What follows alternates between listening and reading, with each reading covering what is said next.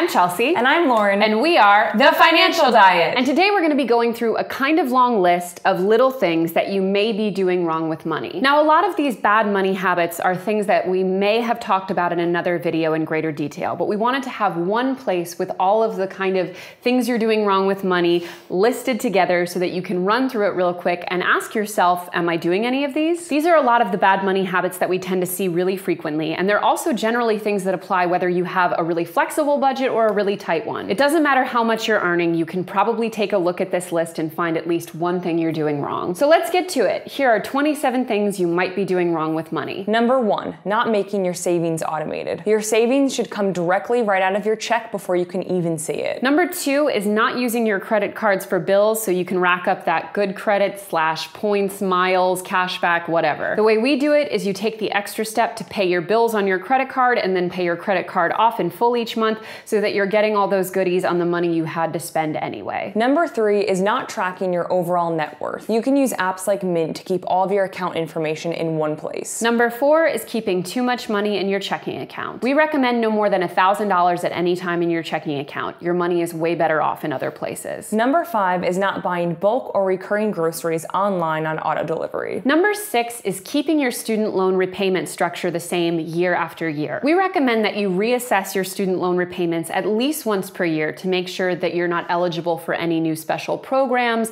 or that you couldn't be paying more, or that perhaps you could be refinancing to pay it off in a smarter way. And we recommend programs like Student Loan Hero to take a look at how you're paying off your loans and see if you could save yourself a ton of money in the long term. Number 7 is not finding the painless ways to invest. This means things like maximizing your 401k match and using apps like Acorns, which will help you invest your change without even thinking about it. Number 8 is paying off just your credit card minimums or keeping a running balance when you don't have to. Number 9 is buying things last minute. Whether that's not waiting for end of season sales on staple items or not using apps like Hopper to make sure that you're getting the best airfare. Buying things last minute almost always means spending more. Number 10 is not checking your bank transactions at least every 3 months to make sure you're not accidentally still paying for some subscription or service that you're not still using. Number 11 is not checking for coupon codes when shopping online. Use apps like Honey to make finding coupons easier. Number 12 is keeping too much money in your emergency fund. 6 months worth is more than enough, and the rest can be invested much more wisely. Number 13 is paying for ATM fees unless it's absolutely necessary. Number 14 is mindlessly increasing your spending whenever you get a raise. The point of a raise is that extra money can go toward things like savings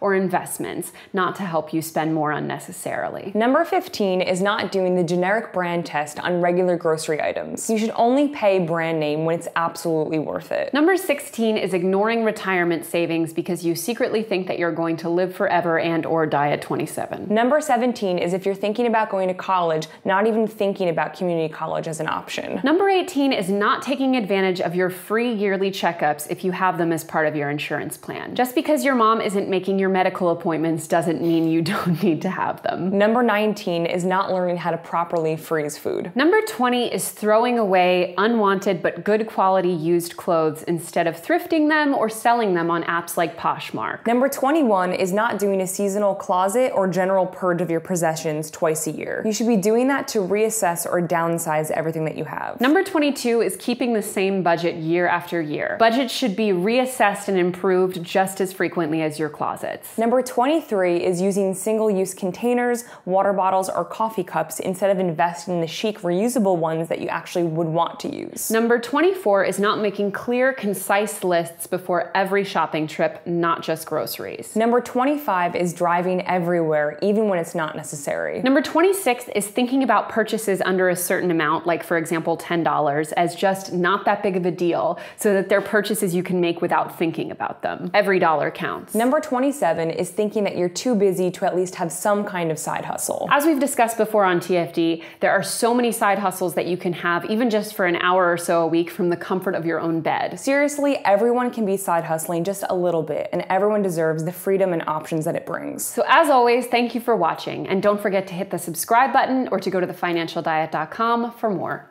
Bye.